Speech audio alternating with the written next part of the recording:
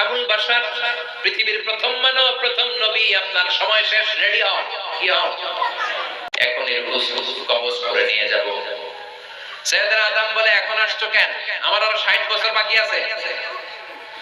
মালাকুল মউত বলে, না, আপনি রূহের জগতে আল্লাহর কাছে আপনার সন্তান দাউদকে কয় বছর দিয়েছিলেন?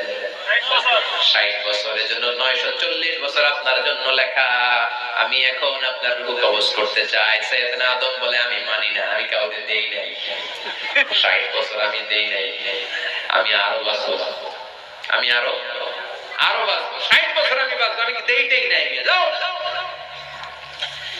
মালাকুল মউত আল্লাহর যে বলে, আল্লাহ দেয় নাই বলে। আল্লাহ বললেন, মালাকুল মউত আর জোরাজুরি করো না, 940 নয়, ঠিক 1000 বছর পরে আদমের কাছে যাবা। আমি আমার আদমের ভাগ্যে এই জিনিসটাই রেখে দিয়েছিলাম রে মালাকুল।